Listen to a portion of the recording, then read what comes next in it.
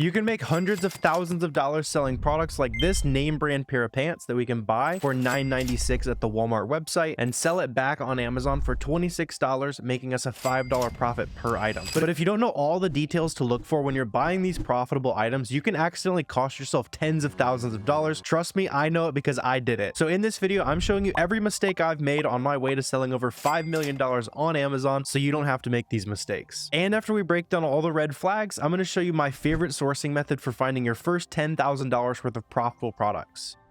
I've got several major mistakes I want to break down with you guys. You're probably going to make at least one of these if you don't know what to look for. And after this video, you'll be able to not make those mistakes, right? So I want to start with a kind of basic example so you can start to understand the fundamentals, and we'll get more and more advanced as we go. Keep in mind, when it comes to sourcing products to sell on Amazon, all you need is SellerAmp over here, which helps us calculate fees, see how fast items sell, all that good stuff. And then we also need Keepa. This shows us a bunch of past historical data, and we'll see some more kind of detailed data that we'll need for some of these more sophisticated examples. But let's take a look at this quick example here, and it's also just a good demonstration of how Keepa works, right? So we're able to track the sales rank, seller count, price over time on an item. So on this example, you can see the green sales rank is showing me how fast this item sells. This is actually a really fast selling product. You can see all these different sizes and variations and that kind of thing. It's actually selling over almost 30,000 times a month. But some of you guys are probably already spotting the issue with this product, right? The first issue we have with this is that the sales rank is pretty rapidly increasing. So it's going up and up. So it's going to start selling slower the further it is away from one, the bigger of an issue that is. That's not always the biggest problem, but when we combine that with the bottom chart down here, you can see how the new offer count has gone from around 6 to 2 to sometimes 1 to maybe even completely sold out. And all of a sudden that seller count has gone up to like 21 sellers, right? So there's only one thing that can happen if you're thinking about simple economics here. If the supply is going up and the demand is going down, the sales rank increasing means that less people are buying it. The only thing that can happen is that price goes down also, right? That's kind of that equilibrium price, right? So with all these examples, we're going to be able to avoid making some bad buys. And this is actually a combination of kind of two red flags. So any product where you see the sales rank rapidly increasing, make sure you have plenty of margin baked in. And red flag number 2 is going to be very careful sourcing some of these items that have rapidly increasing new offer counts. And just out of curiosity and show you guys how we can start sourcing some of these items, we'll source a bunch at the end. But whenever you're curious if a product might be profitable, you can just hit the Google button on SellerAmp, and then I'm quickly able to see where a lot of these people might be sourcing this product from. So on this example, I can see a lot of these are maybe from Walmart for $14.30 or $17. And so that makes sense, right? It's a pretty easy product to find. I'm just going to assume it's $17. We could dig further into some profit here in a second. We'll dig further into other profitable products here in a second, but we've already talked about why this one isn't specifically such a great example. And especially when you think about plugging this in, let's say we're buying it for $17. The price really hasn't changed too much based on the past. That new price was like $30, $50 when there was only a couple sellers. And now if there's 21 sellers, the price is still almost $40. So it seems like the market hasn't really reacted to the massive increase in sellers, right? So that price is probably going to go down, and there goes the rest of your profit, right? It's already not quite high enough ROI that I like to look for. Profit per unit is decent, but we want to avoid those two things. And let's jump on to the next quick example, right? So here's another quick example of a product. This is something that looks super arbitrageable, very reseller friendly. Whenever you're looking at the Keepa chart of an item, if you see that buy box price chart, so this is charting the price where a customer opens up this listing, they can click that add to cart option. That is the price that's showing up here on the buy box price chart. And whenever I see all of these sales switching between tons of different sellers, so you can see here's this person, they have 400 and something feedback making a sale, go a second later and somebody with 10 feedback is making a sale. So I can see lots of different sellers making sales on this listing. That's not the red flag here. That's actually a great sign about this product, but we briefly touched on it on the last example. You can see how fast the new offer count is increasing right here. And a quick exercise that I like to dive into with some of these products is to go to the year-long view and see, hey, last time the supply was the same on this item, so the new seller count, what was that price? And is that price reasonable based on the past when the supply was this? So that's just a simple way to think about the economics of these items. So I can see, hey, right now we can call the supply 28 sellers. Last time there were 28 sellers. We can go back to like right here. The price was $33 and the price kept dropping for quite a while. And it took several months for that price to go back up. You can see from November to March for that price to go back to where it currently is right now. We can see another kind of similar story. There was a previous time there were 30-ish sellers and the price then was like $30. So whenever you see a big increase in and sellers, it's not always the fact that you have to completely run away right then, especially if there's plenty of profit. But a really useful exercise, and this has kept me profitable on a ton of items, is what should this price be based on what the supply currently is. So hopefully that makes sense. And in this case, I can see based on what the supply currently is, the price should probably be somewhere around 32 to 27 bucks, 31 bucks here in the past, but that's not where it is right now. So when we're sourcing products like this, we would at least want to make sure that we're profitable at that price where we expect this to be a more reasonable price, right? So if you can source this product and you're still profitable at 31 bucks, I love it. If you're only profitable at 36 bucks, I don't really like this as a product. And I'm curious to check this. You guys can check this if you're watching a few months in the future, see if I'm right. I bet this price drops. So hopefully those two are pretty obvious. I'm going to keep diving into some more and more specific examples here. And let's look at an example of a variation listing, right? So we already looked at like some pairs of pants and that kind of thing. One thing to keep in mind is that typically the estimated sales are shared between all of the different sizes and colors on this individual listing. So an easy way to figure out which of these listings are selling faster than the others and the ones we'd actually want to be able to go ahead and stock in on is to go to the variations tab of Keepa, and then we can go ahead and check out the ratings count. So I've just got this popped up here. So you see how some of these ratings are increasing pretty quickly. Customers are buying it, leaving reviews. It's clearly selling. And then I can see stuff like this, like the 7.5 granite. It has no ratings in the last 3 months here. Compared that to some of these other products that are increasing in rating count a lot faster. And another thing to think about is that the review rate on Amazon is really low. So typically it's between 1 to 2%. And I've definitely seen that in my own Amazon business. We can assume very conservatively that each of these reviews is at least 25 sales. That's kind of what I like to think about. Sometimes there's some outliers. That's why I go way down from every 50 or 100 from what it really probably is. And so when we're looking at these stats here, like this is gaining no ratings. These are gaining quite a few ratings. So these are the types of products you would want to stock in on, right? And you can even see this is 161 bucks. Probably a good shot we could find that profitably from a retail website. And like I said, we'll do some sourcing here in a second. But when it comes to sourcing variation listings, always check the variations chart. Make sure that specific variation that you're buying is gaining ratings. Let's dive into the next red flag here. And real quick, before we jump into that one, I just wanted to mention that a lot of this stuff that I'm mentioning, what I'm looking for specifically in a good product, I'll leave a link down below. I'll leave a free checklist that you guys can download, especially if you're getting started on Amazon. This is a great free resource because it's literally everything that I run through before I buy a product to sell. And I've spent over $2.5 million on products using this checklist. That takes me to the next red flag that I want to break down. This is probably the one that has cost me the most money, especially as a new Amazon seller. Not understanding this literally made me waste $5,000 on a product that I should not have bought. And it was really simple, right? When you're trying to sell products on Amazon, your goal is to win the buy box like we were talking about. So win this add to cart button. And some listings are either sold by Amazon or sold by one exclusive seller that hogs a lot of the sales. And we can actually track that pretty easily on SellerAmp. So I can see on the buy box analysis chart here of the last 90 days, even though there are other third-party sellers on this listing, Amazon has won 100% of the sales on this product. So if you ever see this chart on the buy box analysis, it's a pretty good sign to run away, especially if Amazon has been on the listing for a long time, which we can see on the charts right here. See that orange highlighting? That shows me that Amazon is pretty consistently selling this product. And really the only way that I like to compete with Amazon is if the buy box price chart is below Amazon's price consistently, or if we're seeing Amazon share the pie chart on SellerAmp. In this case, I can see they're winning 100% of the sales in the last 90 days. So I definitely want to avoid this. It's going to be hard for me to sneak in on this listing and start making some sales. The next red flag is a pretty quick one, but it's really easy to miss if you're not careful. So if you spot this red flag already, you've got a very sharp eye. The big issue here is, see on the title, this says that it's a men's pair of shoes, but on the SellerAmp listing, it says that it's a women's pair of shoes. And what happens is when we add this to cart, we're going to be able to see that a customer is also going to be pretty confused, right? Because SellerAmp is pulling the specific product title for that product. So when a customer checks out, that is the title that SellerAmp is showing me. So in this case, it's showing me women's shoes. If I go back to this main listing though, we noticed that it said men's shoes, right? Somebody's going to come shopping here, either a man or a woman. They're going to be expecting, hey, this says men's right here. I'm adding a size 10.5. And then they go to cart and it says women's. They're going to have no idea what size they're getting. And this is just going to really confuse customers, which you should really care about listings that confuse customers because these are going to have extremely high return rates. And I've seen this especially within shoes where it has like women's on one version and men's on the other. And the return rate on those products is crazy. You're going to have a really hard time making profit. And that's honestly just a good exercise to get in, especially as a brand new Amazon seller, is just quickly adding the item to cart, seeing what Amazon says the customer is going to be getting, and then comparing that back to your source and making sure, all right, yep, this is exactly what I'm sending to Amazon. Or in this case, oh, I sourced this thinking it was men's shoes, but the Amazon listing says women's now. Probably going to go ahead and skip that. Like I said, pretty simple, but really easy to miss if you don't know what you're looking for. Always just make sure that you'd be happy getting whatever you're adding to cart as a customer yourself. The next red flag I want to break down is the types of products that you need to avoid avoid selling on an IP basis. So we talked about competing with Amazon. You wouldn't really get in trouble for trying to compete with Amazon on this, but you're just not going to have any success making sales most likely. On the other hand, if you try to sell an item like this, where you can see third-party sellers are having success on this for a really long time, and then you see all of a sudden all the new offers got kicked off all at once and they all just disappeared, and then they were instantly replaced, in this case with Amazon. Sometimes you'll see them get replaced with the brand themselves selling this product. If you ever see this keep a pattern, you really need to avoid it, because what this probably is, the brand started wanting to sell this product themselves or sell directly to Amazon, and they issued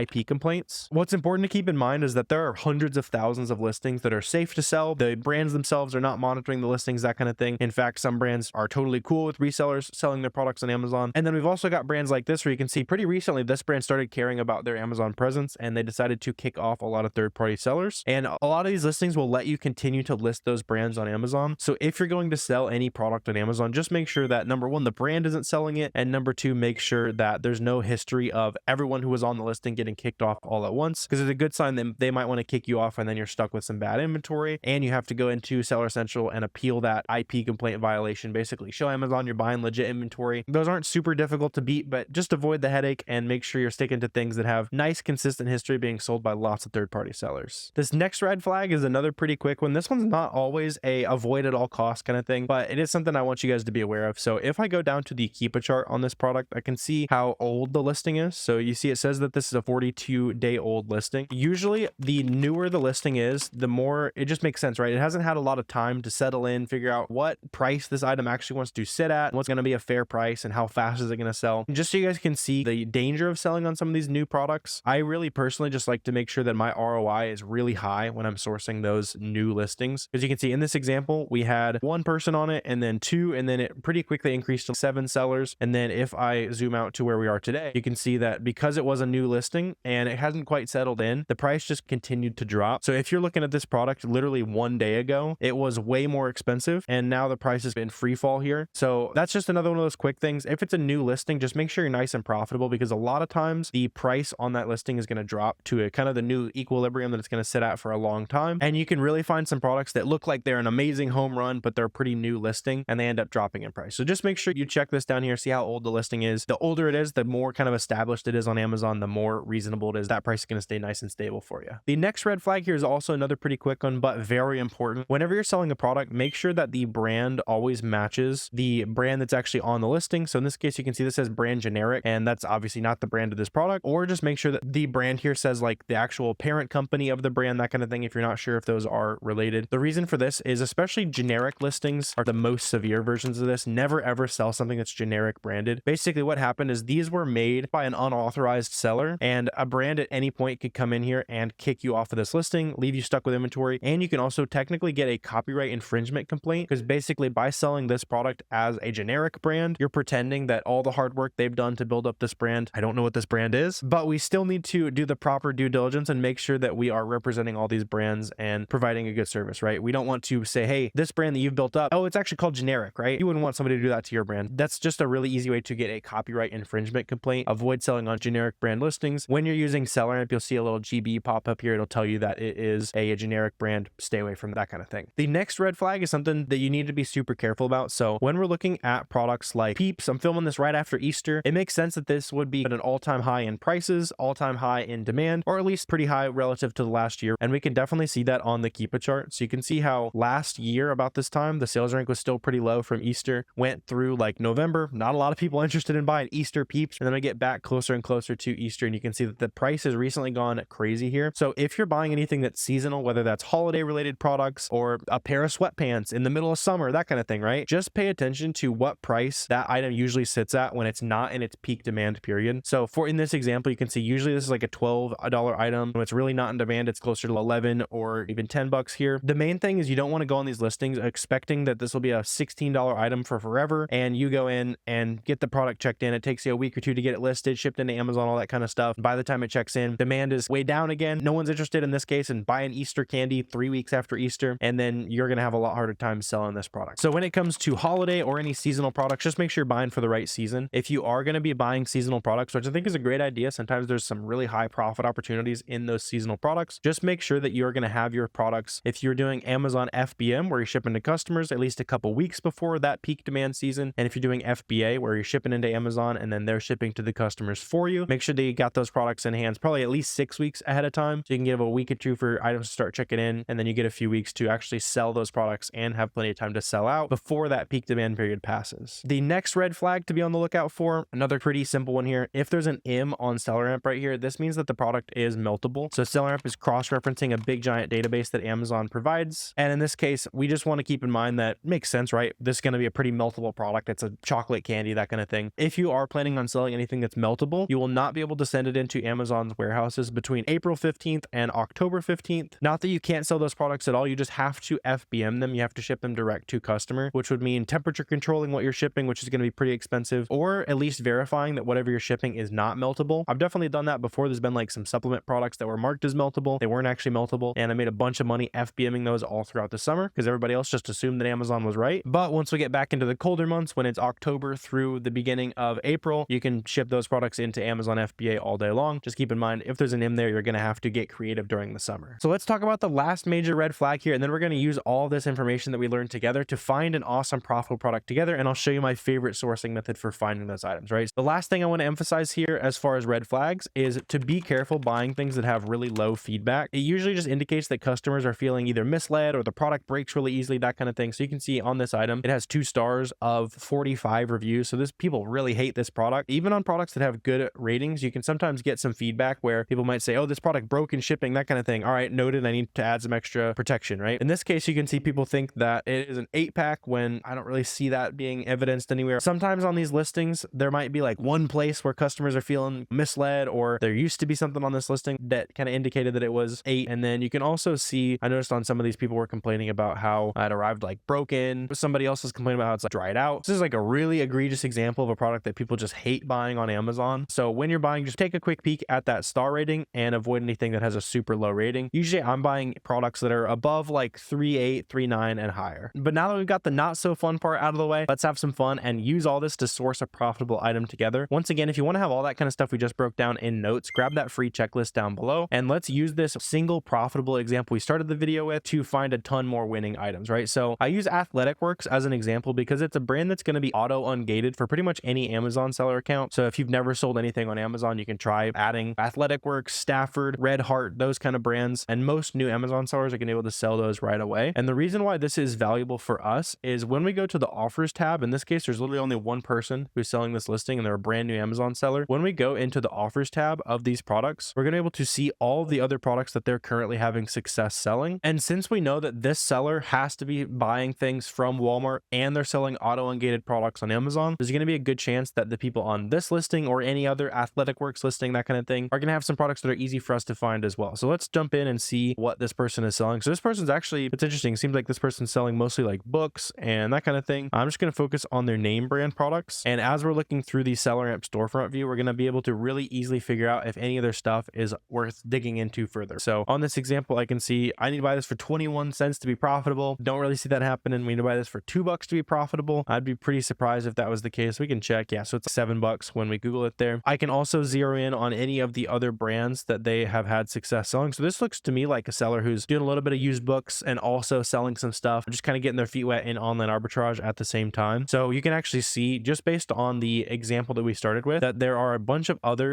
sizes of these pants that are nice and profitable. We know we're getting these for $9.96 each. So that one's profitable. That one's profitable. So is that one. But it seems like the rest of the products they're selling are books. And to do that, we can just keep going down the rabbit hole. So that this particular pants listing only had one seller, but this one has lots of other Amazon sellers. So I'm just going to open up one of these storefronts here and we can see what other brands they're having success on. This is much more like looking like a typical online arbitrage storefront, right? So they're selling some other auto ungate brands. So I know Cuddle Duds is auto ungated. Stafford I mentioned. I've personally sold a lot of these brands before, and I've seen a lot of these brands popping up in other online arbitrage storefronts. So let's see if we can find some stuff here. I'll try to find an auto ungated brand just to make it even simpler for you. So let's see if we can get this for $16.45. We're going to be profitable. And when I hit the Google button, I can see those are popping up around $23. So not quite. We need like a really good coupon or discounted gift card, that kind of thing. Let's keep on trucking here. Let's see. So we've got some jockey underwear, something like that here. Let's see. What are these selling for? So it looks like a lot of these are like 24. I see they are mentioned in a sale here. There's like a different color here. We could pop that open and see if they have some of those. Let's see. There's like Calvin Klein boxers. Let's see. Those are maybe $12. Is that the same color? So this this is like a multi-pack. Let's see if Walmart has that multi-pack on this listing as well, because that would definitely be nice and profitable. Yeah, so in this case, I think that multi-pack is like 30 bucks. This one is 11 though. So let's see, medium and XL are 11 bucks in all white. Go ahead and pop this up here. So 21 bucks for the large. See, what price are the mediums on Walmart here? Or what price are the mediums on Amazon here? So there's 21, and then they're also sold by Amazon. So we're going back to the red flags we just talked about. You can see Amazon's winning like 96% of the sales. Not going to be super great there. Let's see. We can also check and see on these right here if there's any of those colors that we were just looking at. Let's see. These are on sale. When we're looking for specific variations that are potentially profitable, we can filter down specifically just based on a keyword. So like on this, I'm going to go ahead and go to color. I'm going to deselect all, and then I'm going to paste that lilac in there and see. So there is actually some of these listings for lilac, and this actually might be profitable, right? So you can see the 6 right here is 24 bucks. We've got the 9 through 11 though. So let's see, are any of those profitable? Let's see, 8, 6, 10. The size 5 is super profitable. You see it's 35 bucks right there. Not super interested in any of that though. You can also just check this because we know this is nice and cheap. We can plug in that color into our search there. So let's deselect all those. Harmony, and there's actually 2 different versions of these. Let's see. So 9. Did we have the 9? Yeah, so those are also plus size. So 9 plus. And yeah, so that's it right there. Let's make sure. Pink harmony, uneven. Yeah, sweet. Oh, so this is like dash or something like that. Let's see. The one we had was uneven. Yeah, so that was the difference there. The uneven ones are like same price as the Jockey website. So we'll keep on trucking here. And let's see. So let's check out this next one. We've got like some boxer briefs here. These are potentially 12 bucks at the Jockey website. And then let's also check out the main Amazon listing here. So I see these are $11.99 for the white version here. And then the listing, let's see, what size is this? This is small. Which ones do we have in stock? So we have medium and 2XL. What other sizes can we get here? Interesting. Okay, so it said like extended sizes. So we got medium and 2XL. Are either of those profitable? Let's see, 2XL white. Maybe those are 36, or actually, see, this would be actually pretty interesting. This is a cool example of something we can make a lot of profit on these. So you see how the medium and double XL, they're not outlined. So when I click on them, Amazon just doesn't show me listings of products that are not currently listed on Amazon, or they're currently not in stock. So it'll just say see available options. So what we can actually do is we can buy these medium and double XL that are still in stock. And then based on the fact that people are actually buying these for, let's see, like these were selling for 23 for a while. I also saw a bunch of these other sizes. So these are selling for 34, 30, and we're getting those for $11.99. So we can actually bring back some of these products to Amazon and just list them at like the highest price possible, and then see what price customers are going to start paying. So like the smalls, these are listed for 50 bucks right now. We could start at 50 bucks. We're buying it for 12. That'd be a crazy profit. And then worst case, we can always lower it down to some of these prices here where there's actually a buy box showing up, which typically means that customers are actually buying it. And that's a pretty solid ROI there as well. So that's a pretty interesting one as well. In order to find the ASIN, like I said, you're not able to pick the ASIN on actual Amazon website. You can get this ASIN through the variation wizard on Seller Central. You just paste this ASIN into the variation wizard and it'll give you the ASIN for the medium and the double XL, so you can bring it back to stock on Amazon. I'm also curious, see if we can just find a really clean example. Let's see. So like some more underwear, something like that here. These are $7.50 for one, and then maybe have a 3-pack. Yeah, let's pop open this. Yeah, so a 3-pack we are selling for 21. Yes, or our max cost was 21.26. We're selling them for 40 bucks. So $7.50 times 3. So we're buying those for $22.50, and we're getting those actually an extra 20% off in our cart as well. So we can get another little bit of discount. So times 0.80. So yeah, this one's a lot cleaner, a lot better example. We'll just buy a 3-pack here. We can put them in a poly bag together, and then we'll put an FN SKU label on the outside of that. So whenever you're listing your products on Amazon, make sure you're using Boxem to create those shipments. It'll show you like all the different shipment requirements, to show you what needs to be labeled together, all that kind of stuff. And it just makes it as fast as humanly possible, tracks your profits. That's kind of like the last missing step after this. And this is a lot better example, right? So $9 profit, 52% ROI, we can make that multi-pack there. And now you know how to source a bunch of these profitable products, and you know what to look out for as far as red flags. So if this helped and you're excited to dig into being an Amazon seller, make sure you grab a 2-week free trial of SellerAmp and Boxem down below. That's how you source your products and then list and track all your profit. Let me know if you guys have any questions. Drop those down below in the comment section. Always happy to chat with you guys down there. And if you want to help me out for free, you can hit that subscribe button. Help me hit my goal of having 100,000 subscribers here on the channel. But if you want to see the in-depth process of the next part of the business where we list these products and ship them off to Amazon, click this video right here.